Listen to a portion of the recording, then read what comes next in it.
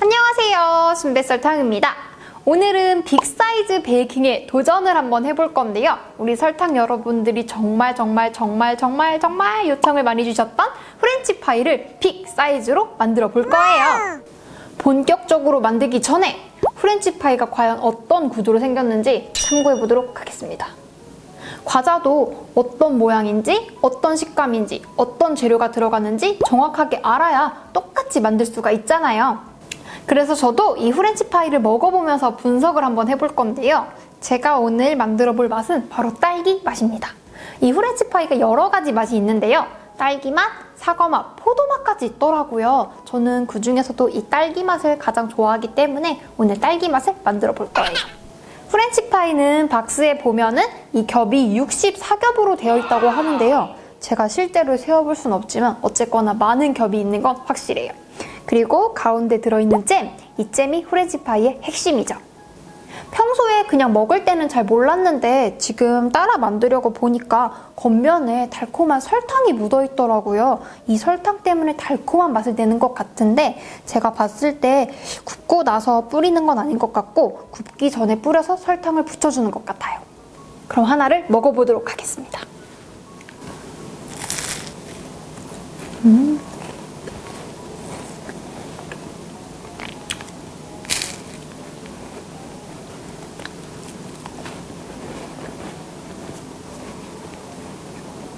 먹어보니까 파이 부분에는 단맛이 거의 없고 소금의 간만 되어 있는 것 같거든요. 그래서 저도 파이를 만들 때 소금 간만 해주어야 할 것 같고요.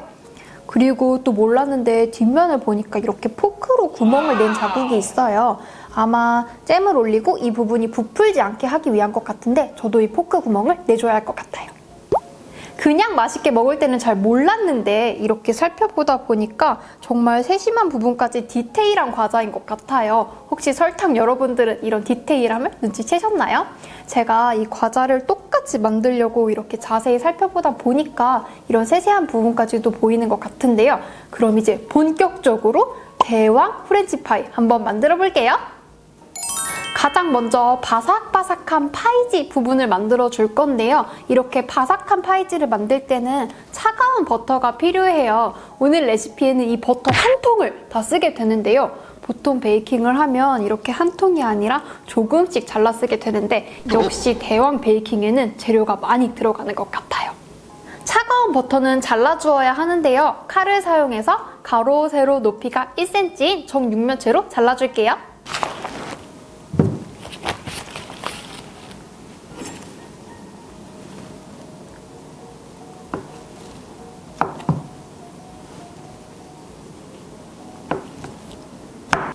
제가 오늘 사용하는 버터는 무염 버터인데요. 보통 베이킹을 할 때는 소금이 들어가지 않은 무염 버터를 주로 사용해요. 물론 가염 버터를 사용해도 되지만 그렇게 되면 소금 간을 내 마음대로 조절할 수가 없기 때문에 무염 버터를 사용하고 레시피에 맞는 소금을 넣어주는 것이 좋아요. 만약에 집에 정말 가염 버터밖에 없다. 우리 집 앞에는 가염 버터밖에 팔지 않는다고 하시는 분들은 오히려 가염 버터를 사용하고 소금을 빼시는 편이 더 편하실 거예요. 단단한 버터를 자를 때는 칼을 쓰는 것이 굉장히 위험하기 때문에 손을 다치지 않게 조심조심 잘라주세요.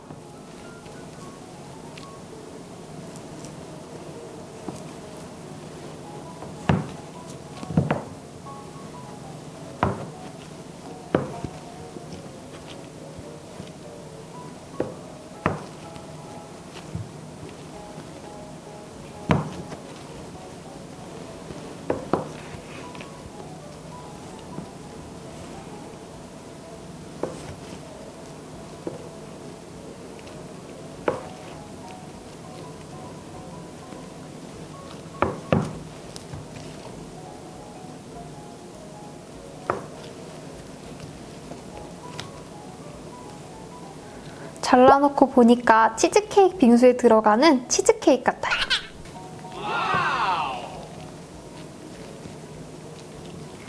먼저 강력분 넣고, 사실 밀가루를 넣는 순서는 상관이 없지만 앞에 있는 순서대로 넣어줄게요. 그리고 박력분.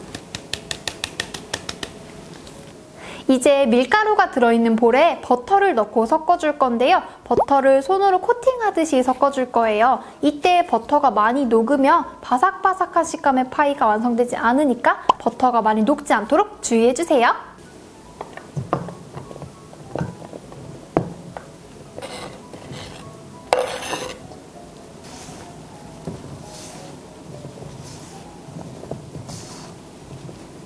깍두기를 버무려서 김장하는 느낌이에요.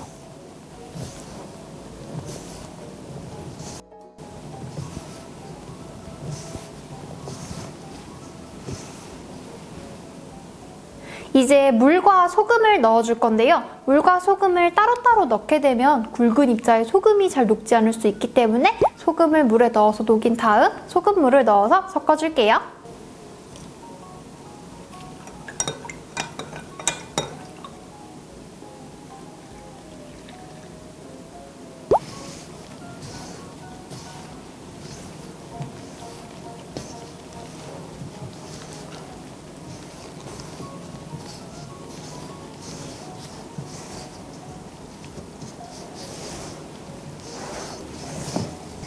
이 반죽을 할 때 주의할 점이 있는데요. 반죽할 때 버터를 너무 으깨듯이 반죽을 하면 파이의 결이 살아나지 않고 바삭한 식감을 잃어버릴 수가 있어요. 그러니까 버터가 살아있는 상태로 이렇게 대충 반죽을 해주는 것이 중요해요.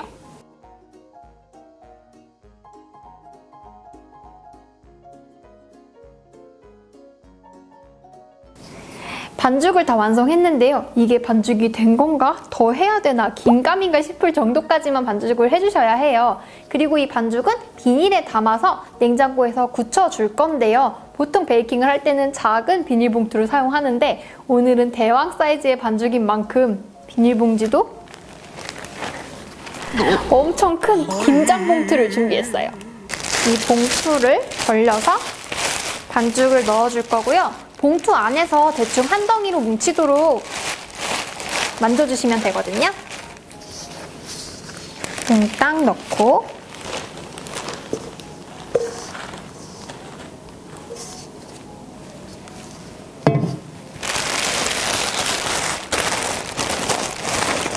봉투 안에서 한 덩이로 뭉쳐주세요.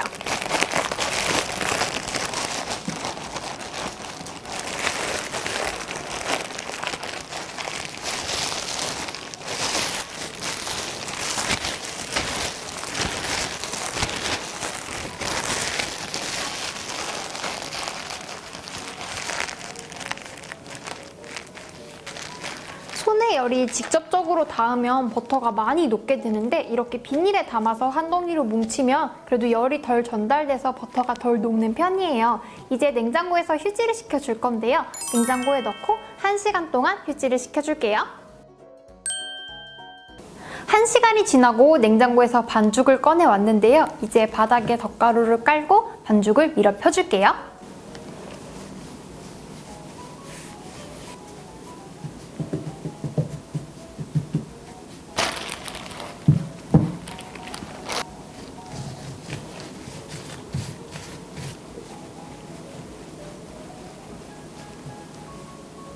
그리고 밀대를 사용해서 반죽을 넓게 펼쳐줄게요.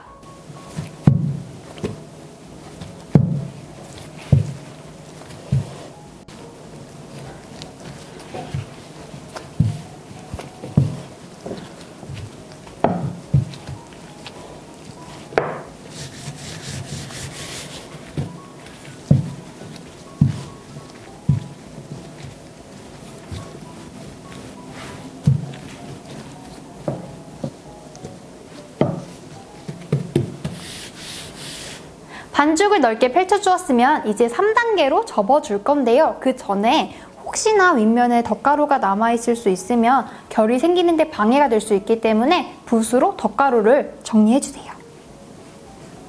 뭉친 곳이 없도록 덧가루를 틀어준 다음에 반죽을 3등분으로 접어줍니다. 이때도 덧가루를 꼭 털어주셔야 해요. 덧가루를 다 털어주었으면 나머지 반죽도 합쳐서 다시 털어주세요.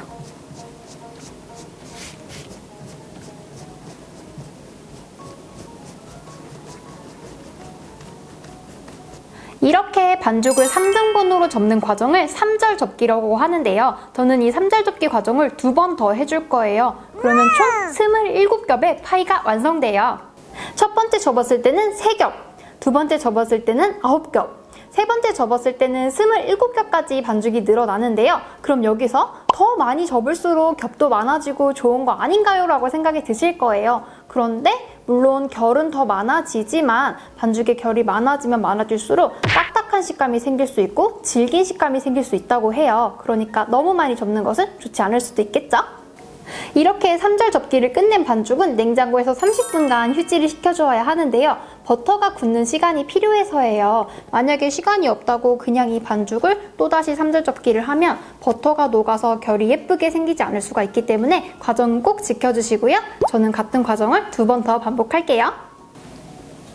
반죽을 다시 밀대로 펴고 덧가루를 털어주세요.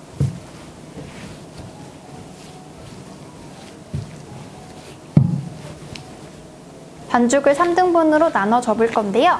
첫 번째 반죽이 접히면 덧가루를 털고 나머지 반죽을 접어서 합쳐주세요. 이렇게 3절 접기가 끝난 반죽은 냉장고에서 30분간 숙성을 시켜줄게요. 마지막 3절 접기 과정을 할 때 오븐 예열도 해주어야 하는데요. 180도의 오븐에서 15분간 미리 예열을 해주세요.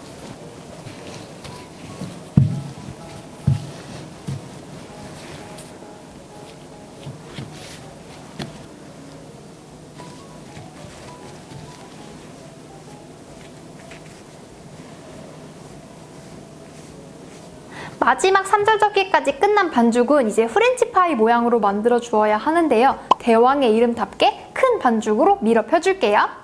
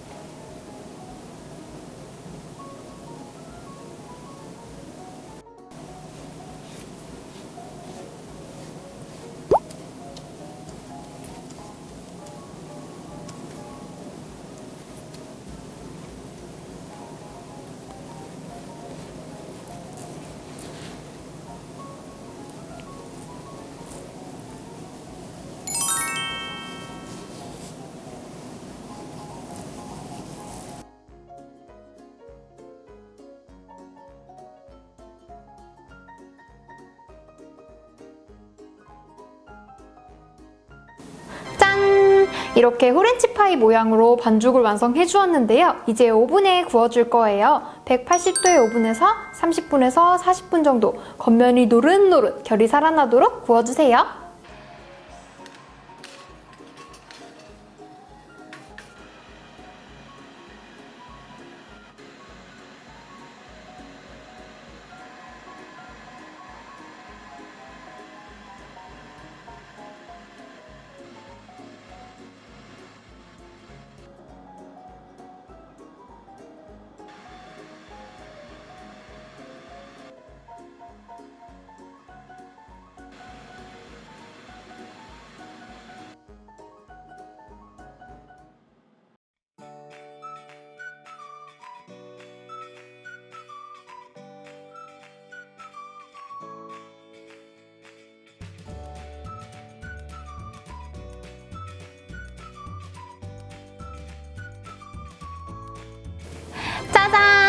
드디어 대왕 후렌치 파이를 완성했습니다. 와. 대왕 베이킹을 만들 때마다 놀라긴 하지만 오늘도 역시 어마어마한 사이즈인데요. 이게 또 원조 사이즈랑 비교를 하면 차이가 엄청 커요. 바로 짜잔! 요게 원조 후렌치 파이인데요. 진짜 엄청 차이 나죠? 원조 후렌치 파이와 모양 비교를 한번 해볼 건데요. 만들기 전에 분석을 했었잖아요. 그때 후렌치 파이의 특징 3가지가 있었는데요. 가장 먼저 첫 번째로 살아있는 결, 그리고 두 번째로는 가득한 딸기잼, 마지막 세 번째로는 주위에 뿌려져 있는 설탕이었는데요. 역시 대왕도 똑같이 결도 살아있고 딸기잼도 가득하고 윗면에 설탕까지 똑같이 만들었어요. 이 원조 후렌치 파이는 정말 가벼운 편이어서 들었을 때 무게가 크게 느껴지지 않는데요. 이 대왕 후렌치 파이는 오븐에서 꺼낼 때부터 정말 묵직했어요. 지금도 이 후렌치 파이만 얹었을 뿐인데 진짜 엄청 무겁거든요. 이제 본격적으로 무게 비교를 한번 해볼 건데요. 가장 먼저 원조부터 몇 그램이 나가는지 한번 재볼게요. 원조 후렌치 파이는 13g. 그리고 대망의 이 후렌치 파이는 와, 진짜 무겁다.